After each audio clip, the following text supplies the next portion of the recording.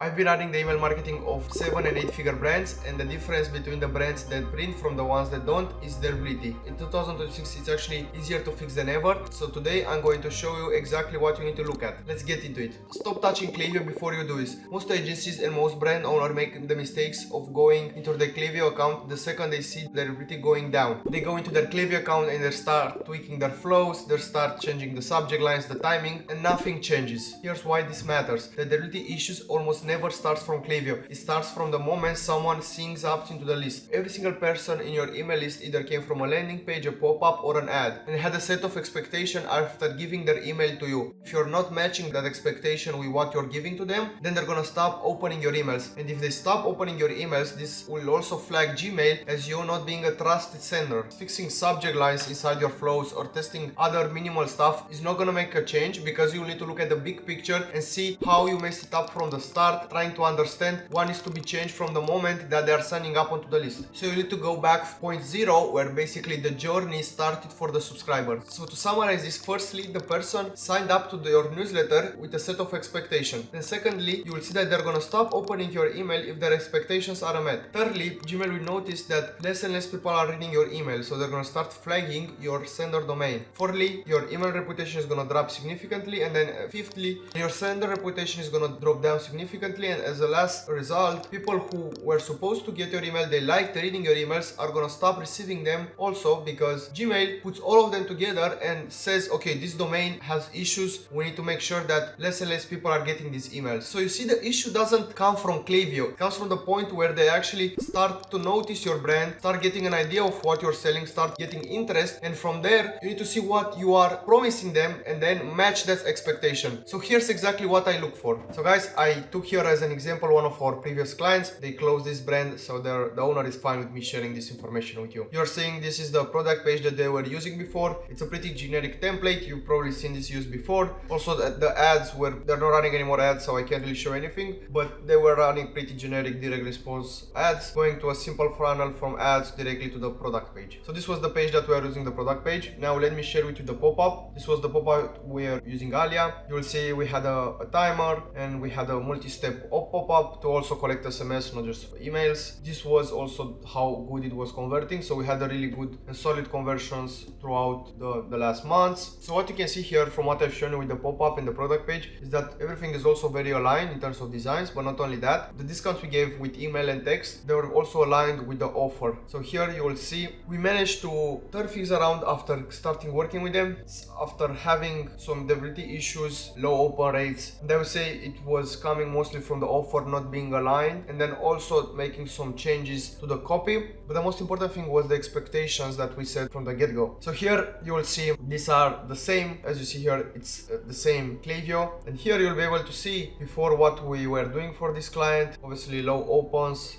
not really a lot of sales, CTR was pretty low. So here we obviously had to turn things around, need to implement our strategies in order to get the deliverability up. So this is where we got with the client, which I would say it's a huge difference. If you ask me, we have a 60% open, even on the other emails 48, so almost a 50%. Conversions are way up, CTR it's 3 times higher. This was the emails we used. For some time we started using plain text just so we can increase that deliverability up, and this is what I'm gonna show you in the next steps. And the offer itself was pretty straightforward. We just gave them a 10% discount code, as you see here, and the audience responded very well to these discounts. So as I've said before, you must first understand what's happening on the front end, then to actually know what to offer and what to change on the back end with Klaviyo. But it's not as easy as it seems, because you will need to understand what to look for. I have a specific strategy and an audit that I'm gonna share with you. I've seen half of the agencies don't even look at this stuff, so I think this is very important and crucial for you. This is the part most e-com brand owners skip. They either look at the open rates for a few seconds and move on, or look entirely at the wrong numbers that have nothing to do with it. But I have 5 specific things I look at every time when taking on a new account. 90% of the time the deliverability problems comes down to one of them. So I like to be very specific with my numbers. For the welcome flow, I would like to see around the 40 to 50% open rate minimum. I would say 40 is on the lower end, and then on the campaigns, I would like to see on a 30-day engaged segment at least a 50% open rate. We're talking about here engaged people. If we don't get at least a 50%, which 50% basically means most of the people are getting the email inside their primary inbox, but some of them are also getting it in the promo inbox. Going lower than this might cause more issues down the line. That's the first indicator. Secondly, I would like to see a pop-up performance of at least 10%. If we don't have a 10% opt-in, there's something wrong either with the discount or with the way the offer is proposed to the people. It doesn't really matter what you're selling, or even if you can't throw in huge discounts because of your margins, that's fine. There's definitely ways of playing around with it. The most important thing here is that you will need to adapt your offer based on your demographic. So you need to be very aware of the people that you are selling to, so the offer it's actually very enticing for them. As an example, a 10% discount code will work extremely well for a supplement product, but then if you're trying to do the same for a jewelry which costs $500 to $1,000, I don't think that's gonna work as good, because the people that are shopping for those type of pieces, they're not necessarily looking at who's selling the cheaper product. So what I'm saying is that they look for other things to actually interest them before making the order. And on top of that, you also need to think that if you're doing the wrong discount, you're not using the right incentives to get people in, you might get the bad subscribers in that shouldn't actually be on your list, which might cause more harm than good in the future. Okay, the third thing would be the welcome flow. Here I see so many brands overcomplicating it. You'll see agencies promising 10, 20, 30 email for the welcome flow. That's all nonsense if you ask me. I don't think you need to be sending more than 3 to 5 to let's say 7 emails in a welcome sequence, because there's not much you can really talk about when someone new comes in. Okay, they need to get their incentive in, and then you can talk a bit about the brand and the products that are working well for your brand, best selling ones. But other than that, I wouldn't try to complicate it. That's a very easy way of getting your emails landing in spam if you're sending way too many emails to people who don't even really care about them, especially after getting their discounts and knowing a bit about your brand and your products. The fourth one is segmentation. The funny thing about segmentation is that it's not about the people you're sending to, but more about the people you're not sending to. Let me explain. You need to be very careful with who are you sending your emails to. As an example, if you're selling something, you have subscription plans, you should definitely not engage with those people throughout your campaigns. You should have separate flows for that, but they shouldn't be getting any single campaigns if they're already subscribed to getting your product delivered monthly. Now the other thing would be also recent buyers. Recent buyers, I don't think they should be getting your emails. You should have separate sequences for them. So you should ask yourself this and check the Klaviyo to see if you're actually bothering those people with their email, because you're most definitely doing more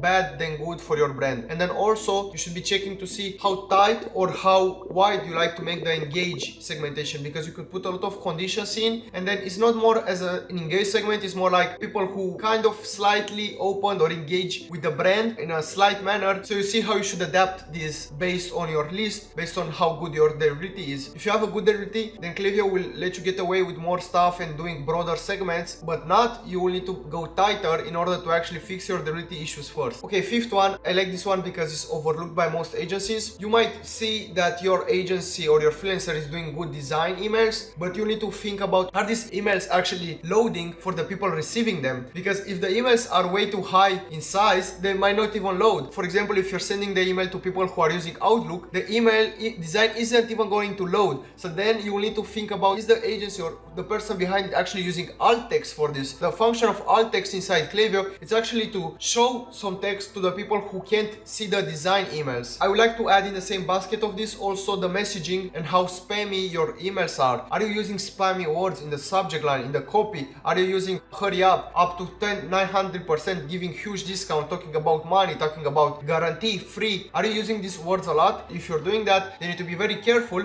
because these spam words are in the databases of the ESPs and they can easily flag your email if you're not careful with them. So now you know what to look at exactly and understand what's actually broken inside your account. But if you're watching this and don't want to go through the whole hassle yourself, this is exactly what I can do for you. I can go through your Klaviyo account personally and look exactly at what's broken, what needs to be fixed, and come up with a plan for you. By this point, I've audited over 60 brands, doing anywhere between $300K a month to more than $5 million a month. So I know exactly what to look for and what issues to find. So click the link in the description if you want to get started today. Now let's keep going, because the diagnostic is only half of the job. Now I want to show you exactly how you can improve it. Here's how to actually fix the welcome flow. Now I've audited a lot of accounts, and the welcome flow, it's almost always overcomplicated, because brands think more emails sent out means more selling, when in fact it actually doesn't. It means more chances to lose subscribers who just joined, and that's when your sender reputation is the most fragile. Here's the problem most people don't see. The email flow isn't just to turn new subscribers into buyers, but also to build trust with your email providers. Each email you send out in the first week can either build or destroy your deliverability. If new people are already unsubscribing, they start marking your email as spam, then Gmail will notice it and then issues are gonna appear. And the problem is that it's gonna start filtering your emails, and people who might want to get your emails, they might not even be able to read them because they're already gonna start landing up in the spam or the promo inbox. So here's exactly how I structured it at our agency Mailwaves. 3 to 5 emails sent across 5 to 7 days. Very simple. Email 1 goes out immediately. Day 0 immediately after they subscribe to the newsletter. This email is very simple. It does one thing, delivers whatever we promised in the pop-up. We introduce the subscriber to the brand, one CTA, and that's pretty much it. It's short, it's to the point. It can be plain text or hybrid, no product catalog. We just noticed that this works best. This should be the way to go. If you're selling to a younger audience, you can definitely look into adding in more designs. Email 2 is day 1 or 2. It's a reminder for people who haven't bought yet. Plus, we are adding it more proof. You want to show that the product is actually working. Having reviews before and after, it should be enough. Using one angle and one product. Email 3 is day 2 or day 3. Here, we're good to go again into the heavy social proof mode, and then also start adding in urgency. Let the customer results do the talking. You're not explaining the product to them. You're showing the benefits. You can also push more on the offer, expiring whatever you promised to them. Email 4 is the brand story. You can set it day 4 or day 5. You just need to explain the story behind the brand. Why did you start this brand? What's the mission? This email is about trust, not about selling. This type of email down the road can help get people more attached to your brand instead of just being one-time buyers, becoming long-lasting purchasers. And then email 5, I would recommend this only if you have multiple SKUs. The only use of this email is to actually show other SKUs that you are selling, other complementary products. I wouldn't introduce this before email 5 because before this point you'll be building engagement and trust, and now you earn the right to show them other products as well. Now here's my take on pop-up incentives. 10% off is fine. I know that a lot of people have been telling you otherwise, saying how you should complicate it. I've been doing this for so many brands. I think if you're selling something less than $100, a 10% discount is not exciting, nothing crazy about it, but it just works. We care about things that work. It's very easy to understand. You get this discount, you use it, you get a 10% off discount. Simple as that. Going about spin wheels and scratch cards, I don't really use them. I don't really recommend them. I've been using them before, yes, for some brands and had good results, but I still think that looking at the bigger picture, running fixed or percentage based discounts is better in the long term than spin wheels and scratch cards. If you have a good deliverability, then yeah, sure, go for it. I'm not fixed on just those type of fixed and percentage discounts, but I feel like these ones can bring in the wrong people, and then if you combine that with having deliverability issues, then it can really cause big troubles for you. Now, mentioning also free shipping discount code, I think that this really works only if you have a really high shipping cost. Other than that, I don't really see the point of using them. I think that the incentive isn't big enough with this free shipping to actually push someone, especially if you think from the funnel point of view. For someone to get a free shipping discount and actually use it, they will need to firstly go into the checkout box and actually make the decision of seeing how big the shipping cost is. So you see, this is like another kind of block inside the road, inside the funnel of them becoming buyers. I think that free shipping is not good enough by itself. It needs something else to it. I would say that for exclusive products, and then for higher ticket products, let's talk $200 plus. Percentage discount, I feel like shouldn't be used here. I would more focus on adding in a free gift, an exclusive bundle add-on if they're purchasing. I would try to use something that ties better with the product. Here, you don't really want to discount the product, you want to add more value into it to make the person make the purchase. So in terms of offers for the front end, that's pretty much everything you can be using. Another important thing would be to look at the timing of the pop-up. A lot of people are getting this wrong. It really matters when you are sending out to the people this type of pop-ups. If you are showing it 3 seconds in, it most likely gonna hurt your conversion rate badly, because people who are just going to your product page, even seeing the product, like they're not even sure exactly about how the product looks like and its benefits, and then you're already punching them with a discount. So I feel like if you give them more time to think about, so I would say 13 to 40 seconds, I would say between this,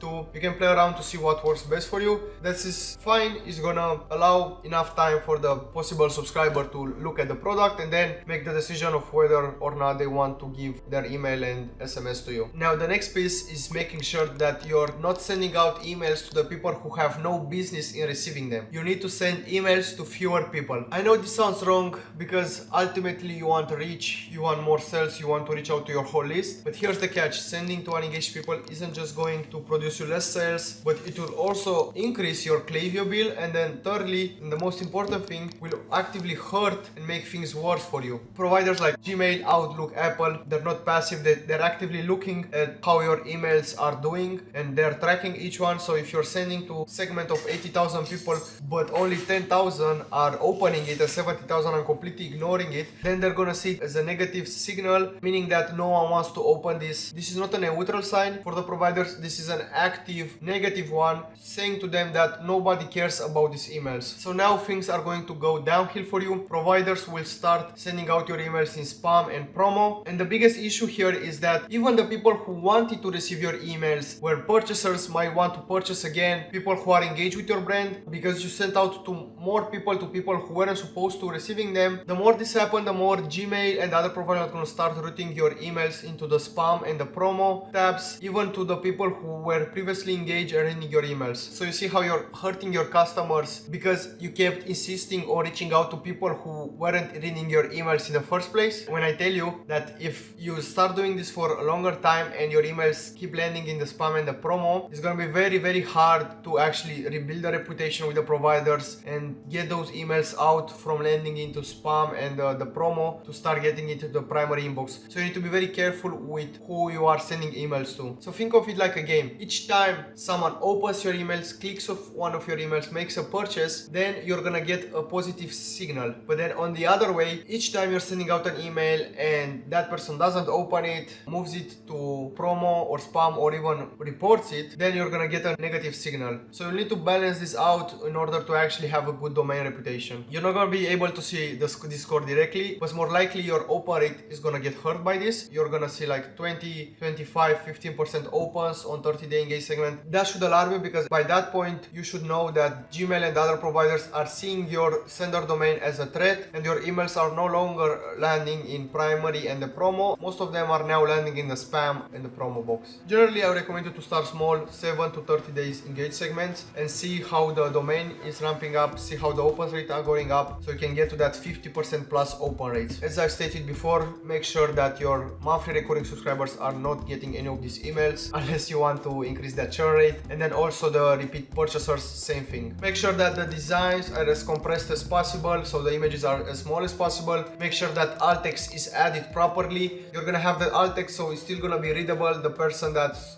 gonna open your email is still gonna understand something from it, so they're not gonna support it as spam. I would also recommend to make sure to test it before sending out to see how it loads. Klaviyo can be tricky sometimes, especially if you're building stuff directly inside Klaviyo or your agency is doing emails with dark mode can look atrocious really if you're not careful with them. So that's something to take in consideration as well. On top of it, also make sure that you're not abusing spammy words like limited, 100% guarantee, you know, these words, hurry up, 90% discounts. You need to make sure that you're not abusing them. And that's the full process of making email deliverability easier in 2026. If you want me to look at your account personally, I'll go through your Klaviyo myself, tell you exactly what's broken and what needs to be fixed. I've done this for over 60 brands doing all over 6 figures per month by now, and usually the fixes are simpler than what people expect. If you're interested, click the link in the description to get started. See you on the next one.